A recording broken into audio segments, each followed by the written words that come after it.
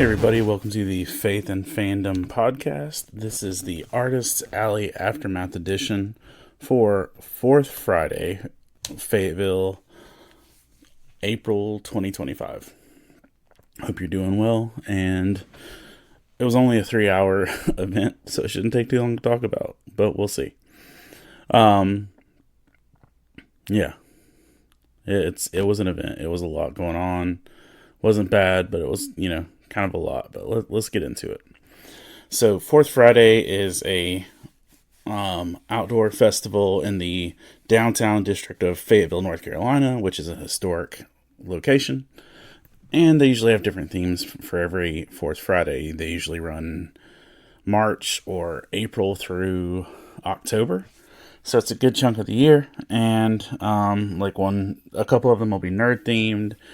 They'll do different stuff throughout the year. I do them when I can, but my schedule isn't always free to be able to actually accomplish those things.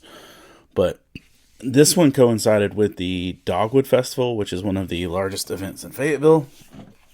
And lots of concerts and stuff like that. Actually, there was like a shooting the next day after this event.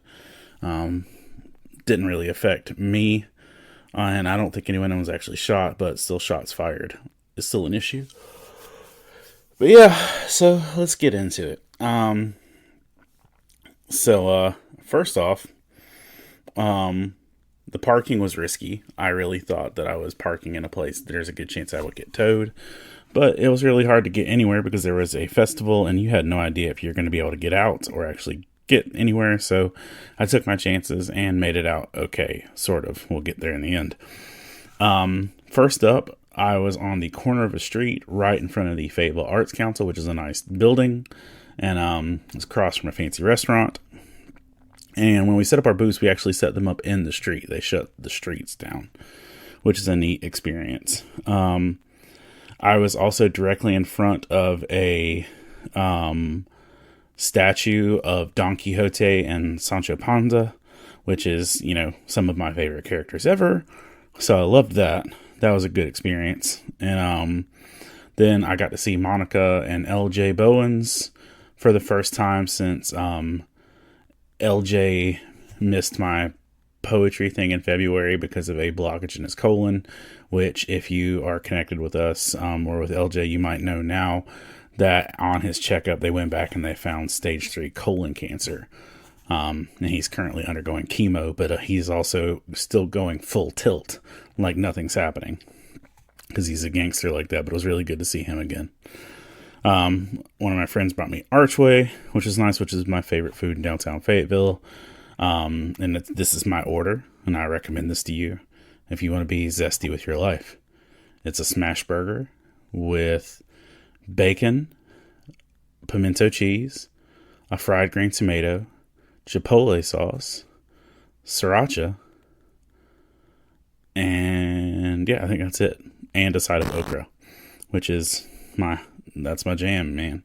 Some fried okra. But ate that, and it was a good time. And one of the first experiences I had as I was setting the booth up was a young lady who came over. And she's like, you should have this in the Methodist bookstore. They sell trillions of dollars worth of things.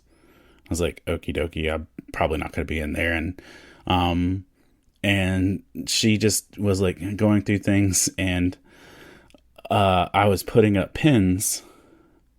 I was explaining the books to her, and she kind of had a spacey vibe to her. And I was putting out the pins, and there's a pin of Power Girl. And I kid you not, this was what she said. So you can have big boobs and love Jesus? And I didn't know how to genuinely answer that. I'm like, I don't think anyone's anatomy or endowments directly are tied to their faith. So she said, so big boobs and Jesus are okay? I'm like, can you stop saying big boobs at my booth around all the other people? Please and thank you. And then she went on to tell me that, my stuff is fine and everything, but we need stickers of Jesus and we need action figures of Jesus to remind us that he's there. And she specifically said we need a Kill Bill themed bloody samurai Jesus Funko Pop. And she kept telling me, you need a Funko Pop. We need a Funko Pop Jesus. So I'm like, well, that's not really what I do. I write Bible studies. She's like, no, Funko Pop Jesus. And I'm like, cool. I'll keep that in mind. Probably never doing that, but cool. And then right after that, there was a guy who saw me and instantly started smiling. And without ever speaking to me, started taking pictures of me in my booth. And, you know, that's not the first time people have taken photos of me or anything. But it's still, this guy's face was like, it was like the horror movie Smile level, the way he was smiling at me. And then eventually he said, you're the guy. And I'm like, yeah, I'm the guy who writes the books. He's like, no, you're the guy who taped the floor at roller derby. And so the week before, one of my friends is in roller derby, and they needed a volunteer to tape the track down because the skaters would roll over the track and rip up the tape marks of showing where the boundaries and the lines and stuff were.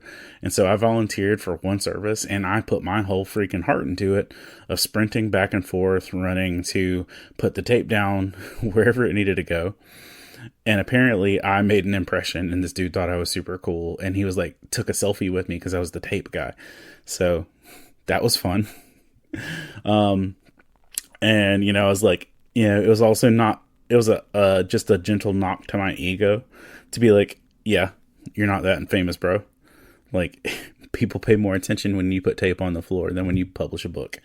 So check your ego at the door, hombre.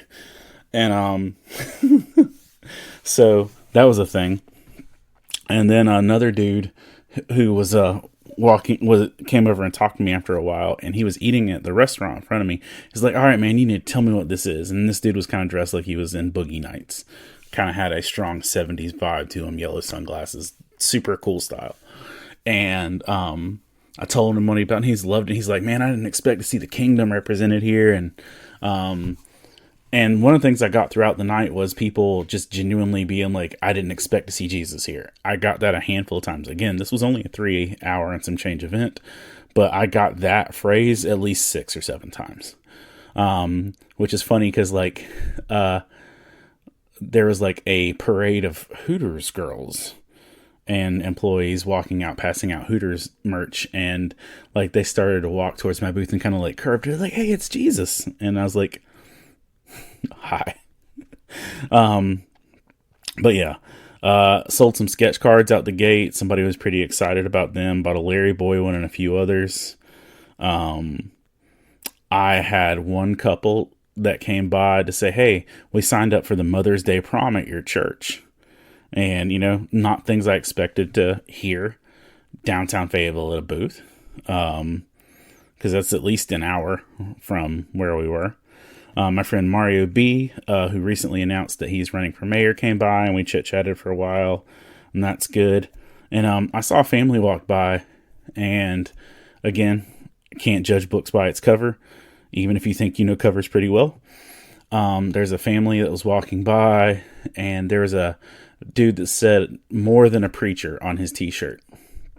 And my instant thought was, this guy's going to be a little more righteous and a little more on the Pharisee level of holiness to be down with what I've got here. It was my first thought. I was like, this dude's going to think I'm not Jesus enough.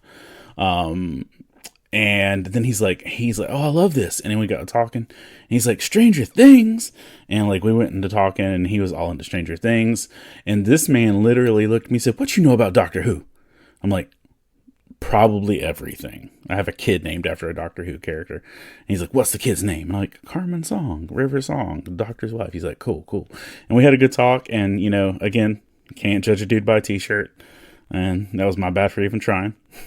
It was a good time.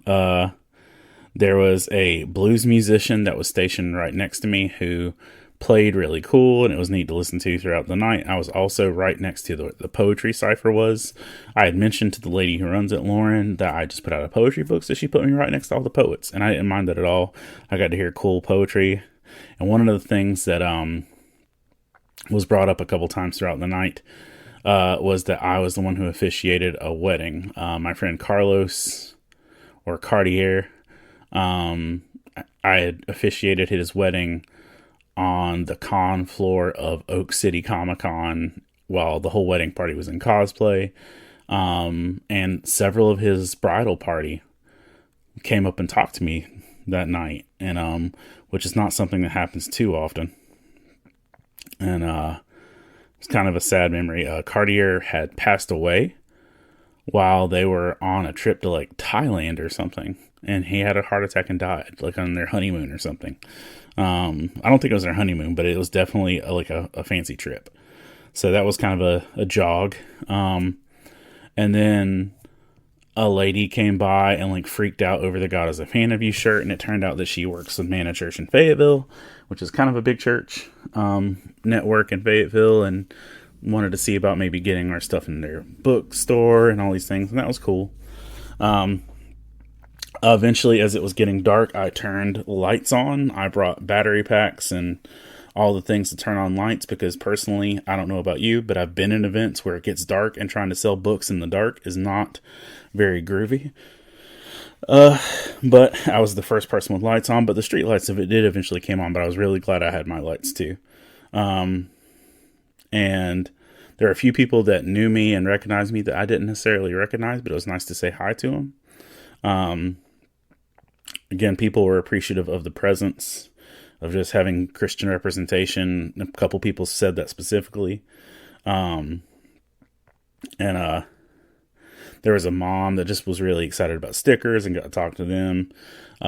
Was able to give LJ and Monica some shirts as they were wrapping things up. I think they had some places to go afterwards and needed a dry shirt, so I hooked them up. And then I had another humility check. A family came up and said, "You're our favorite person." And I'm like, oh? Now, families have said, "Oh, you're our favorite author and we love your stuff." Like, that's not the most surprising concept to me. They said, "You're our favorite person." And I'm like, oh yeah, why? They said, "You put out all the mossy lures." And they were accurate, because I was playing Pokemon Go, and there's this thing now where you have to put out a mossy lure to get an apple Pokemon. And I had put mossy lures on like 3 or 4 different Pokestops. And they all say faith and fandom when you open them up.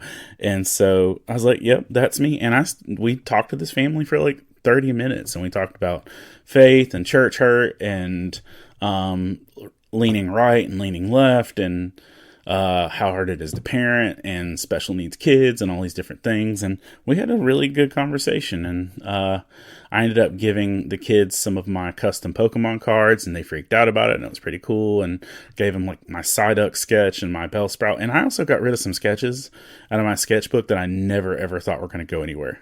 But again, it's a good time. It was a good night. I asked my friend Law to try and bring my car around, and it took him like 20 minutes because he got stuck in traffic trying to do it, but I was grateful for the help. And I grabbed some coffee and peaced out after that. It was a quick turnaround. On a financial scale, I may have even made my money back. It was like $50 to be there, so it's not the worst, not the best, but not the worst for 3 hours. It's $25 an hour is not something I would normally want to pay for a con space. Just saying that out loud. But yeah, and so that was it. It was a short event, but it was a good event. And I'll be heading on Friday to the Charlotte, North Carolina area and doing the Concord Microcon on Saturday. Before I bounce out of here, I want to take a moment to thank our Patreon supporters. Fab Quack, Rivka and Tristan Birch, Dorothy Martin, Michelle Stewart, Lynn Turner, David Brooks, Jeff Weimer, Colin Sproles, Jamie Montgomery, Matthew Coleman, Jonathan Herman, Ron Petit, Tesh Norton, Gear Saber Cosplay, the Coleman family, not Matthew Coleman, sorry, Scott Ward, Alicia Glenn, Jay Sheed, Jason Crutchfield, Mike Perna, Todd Turner, John Jacobs, Zach Harris, Caleb Grimm, Jeanette Skaggs, Jason Bullock, Christina Ray, Sarah Lewis, Patrick Gale, Rebecca Godlove, and Adam Davis. Thank you all for being so cool and so kind and supportive and help making all that Faith and Fandom does possible. I appreciate y'all more than I can express. And we've got books in the work on publication, and we're doing the things. and hopefully doing them moderately well.